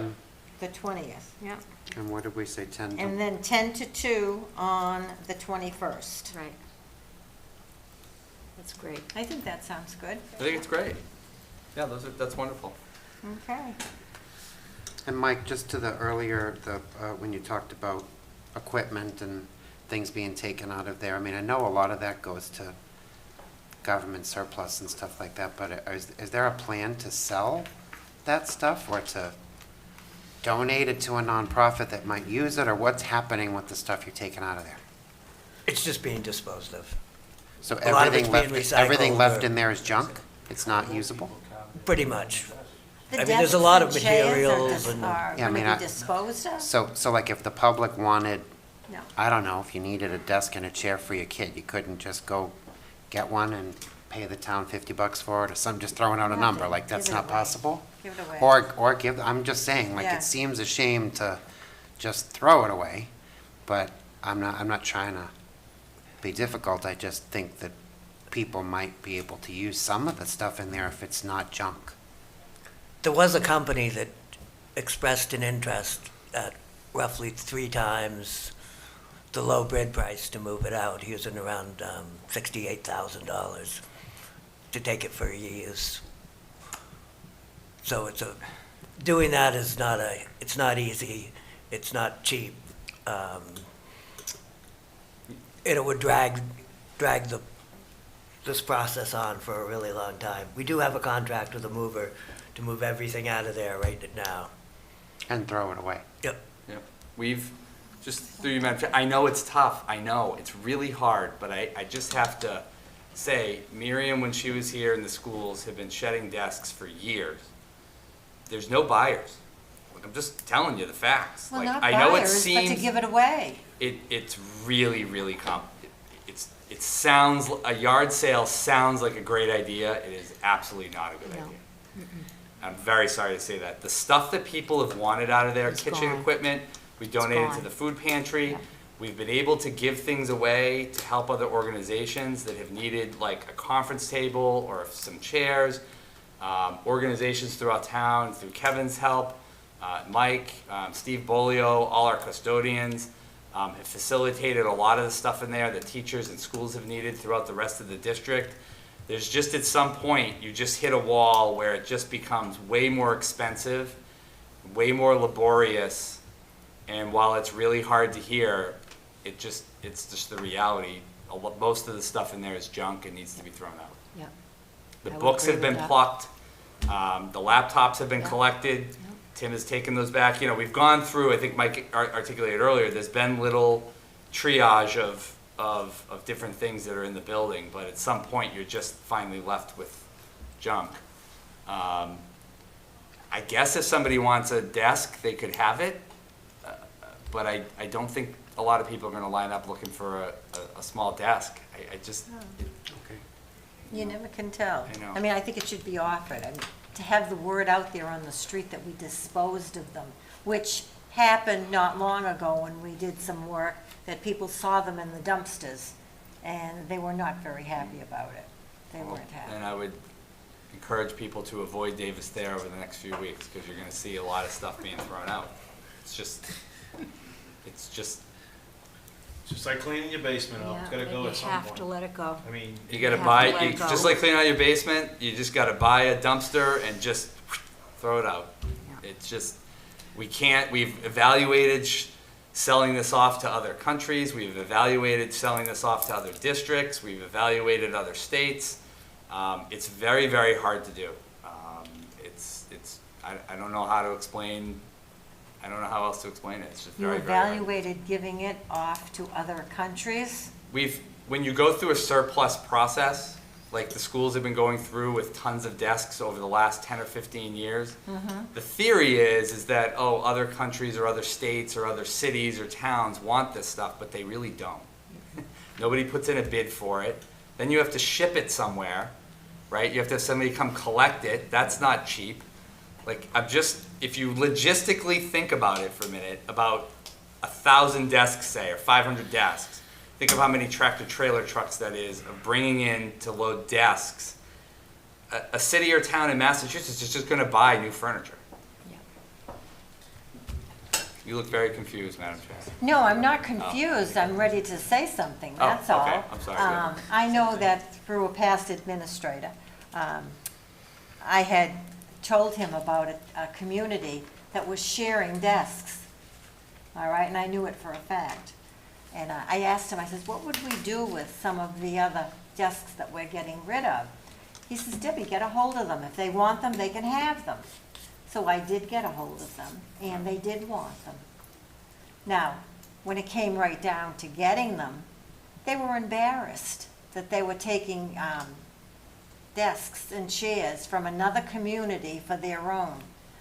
Whoever they spoke to in their community didn't want them at the very last minute. I mean, and that was sad, because now they were tossed away, right? Yeah. Yep, that's, I Forget wish the the message was different. I embarrassment. wish we Take them could if go you give need it them. to another community and say, here you go, Plainville or wherever, and people would take, it's just not the way the world works anymore. It's, I know it. I'm sorry. Mike, percentage-wise of all the furnishings that was left in what's left in the building, 30%? What's been carried Nice. through?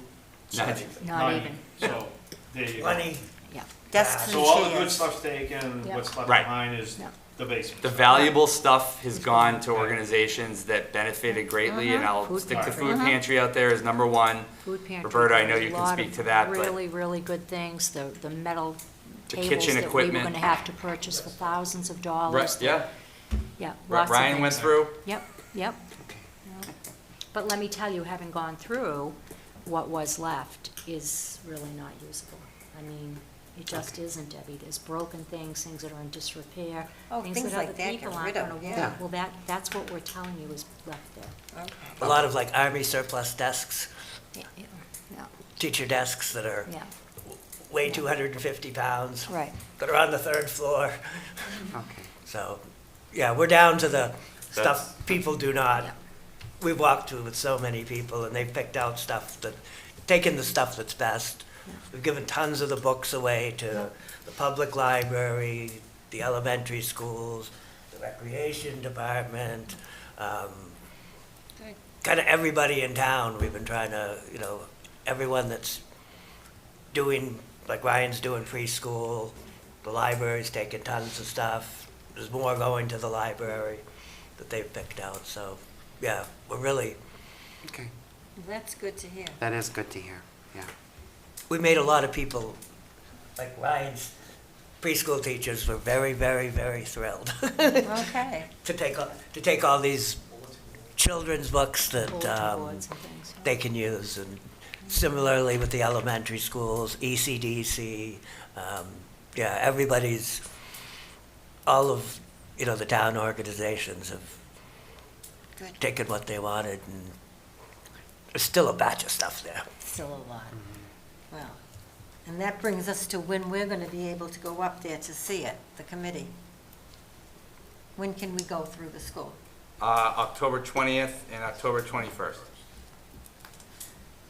I'm saying our committee to be able to go up there, Oh, not the whole, open house. Wouldn't you like to go in and see what's left there and all? I've kind of already seen. Well, you've been in there, I haven't. Yeah. Roberta's been in there. I thought the 20th and 21st was Yeah. going to be the That was- duration that we were going to walk through at the same time. Takes mean- care of everybody in one show. I think if Madam Chair or other committee members want to go through, could we provide them that opportunity? we could, and if it was done well, we wouldn't have to post meetings, and at least, because if a majority of you go, then we have to post an open meeting. Right. Only those who would like to go, Right. or who haven't been recently. But if we attend during these open sessions, we're not in violation of No, because we're open not, meeting we're laws not that are meeting. open to the I'll public, post, right? I'll post Nope. meetings for Oh, those, okay. just so that it's clean. Okay.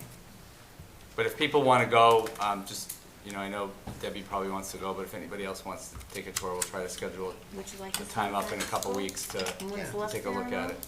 I'll I'm go happy to one of these also- times. Yeah, I'm happy to go during an open house. Oh, you don't mind going just at the open Yeah, I'm house? happy to just go through. Okay, Yeah, we'll walk around together. okay, well, I would like to see it. Sean? I know that there's, obviously, in these meetings, the public has their opportunity to provide input. Will Mhm. there be any sort of way to collect input from the public during the open house? Like, any sort of like a suggestion box or anything like that? I don't see any problem with that. I think we could figure something out on that, yeah. It's a great idea. We'll have a charrette board somewhere and sticky notes on the walls or something like that, right? We can draw things. Sounds an awful lot like my survey suggestion that you laughed at the That's last right. meeting. That's okay. Just have to collect it before Mike throws everything out. You know what? Right. We're gonna make it high tech. We're gonna have a bunch of laptops laid There you out. go. You can have Yeah. people fill out a survey right there, and Perfect. forms and draw or whatever. But we'll come up with something. Perfect. Okay. Mr. Sircone, Chairman, So, come up, come up, come up, come up. So I guess on the 21st, at the open house, by then, everything would have already been thrown away. Because you're gonna start cleaning it out next week. So the open house, everything's thrown away? Yep. Yes. So folks are going just to see the walls. Yep. Well, my suggestion would have been prior to this, and I guess it's too late because it sounds cut and dried. Couldn't we as a town have just had Mark write up a nice little letter, a piece of paper, where people could have gone to that school, signed a Waiver. waiver saying that anyone who set foot in that building could not hold the town accountable for any damage that might come to themselves at that time. And then been able to come in there and say, gee, I would like to have that old desk. I would, there is value to all those old file cabinets, even if you just drive them from, if you took it out of that building on a hand truck, brought it downstairs and brought it to Walpole, could probably get $35 to $45 for every file cabinet that we're gonna throw away. Not only just throw away, we're gonna pay $68,000 to get rid of it. When, couldn't we have just done that, and asked people to show their license, sign a waiver to set foot in our building where we are, I forget why, I don't know, there's a professional word that says we're not liable to them falling on the stairs or tripping or cutting themselves because we're extending them a privilege to come in and look at some of the old belongings in there this town owns and pass them on to those folks at no, you know the words, Jamie, that I don't know, that are professional. It says they don't hold the town accountable. rather than let folks go in there after the place is all thrown in, all thrown away at the cost of $68,000. I don't think it was Ricky, 68,000. any I good contradict the 68,000, but Oh, you gotta remember too, through you, Madam Chair, it sounds wonderful, but that document does not hold up if someone falls down the That's stairs and right. breaks their That's face. what I was just Right, gonna that's say. what Okay, Just gonna number say. two, sorry, but number two, then someone's gonna stick a sticky note on something and go, oh, I'd like the desk from up on the 3rd floor. Can I come pick it up in a couple weeks? Maybe Now the we're answer into, would be no. no, but now we're into coordinating, now we're into a massive yard sale. And there's no end to that. You know, I know it's tough. I know we want to save everything and that maybe someday something will be useful, but it's not. It's just not. And I understand the file cabinets, like, I'm sorry, like, all right, Jamie. I'm sitting here stunned and speechless because file cabinets are barely useful at all anywhere Yeah, file anyhow cabinets. today, Exactly. let alone a nostalgic item. I guess I hadn't thought of the file cabinet, but, you know, I just think at the end of the day, if we want to move this process along, you know, at some point we have to move it along. And we are getting recycled metal dumpsters as well. Recycle what? Recycle, yeah. So metals are being recycled. Yeah. That was- Oh, okay. That was gonna be my next question, is the Yeah. environmental impact of all this trash, but you guys have thought that through. Yeah, we're Okay, working with good. our solid waste director, so, Okay. Derek. And we're trying to recycle as much as we can, the metal. And there's quite a bit of heavy metal stuff in there. So, And will we get money for that? I don't think you get much money these days, but you get, you don't pay. So it is worth a little something, but like a dumpster costs money to, Yeah, you get the dumpster almost for nothing. That's Right. what it is. Right. If you're lucky. If You're right. if you're lucky. Steel's not that much. No, No, Okay. metals aren't what they used to be that's due. years ago. Okay. I think we are set. Oops, I'm sorry. Just a quick question, do we have another meeting date on our calendars yet? 'Cause We I did don't not have see another that. meeting date yet, so we'll need one for October. Jamie? I'm looking at possibly October 17th before the open houses. Before the open Yeah, house. sounds I was gonna good. say. October 17th, okay? I mean, as we look at our calendars now, it's okay. Huh?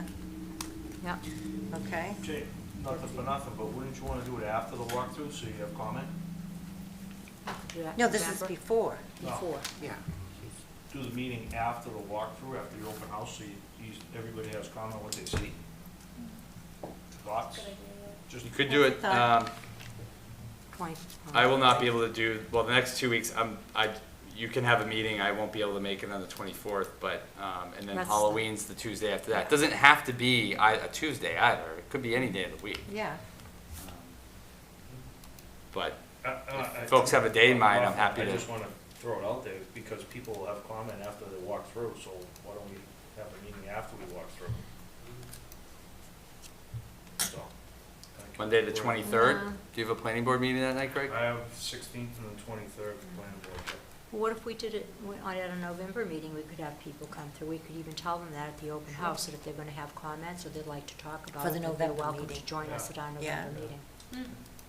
So we'll keep it to be October 17th, and then we'll have the comments in that will come back to us in November. Yep. Yep. That sounds good. So do you wanna book the November meeting as well?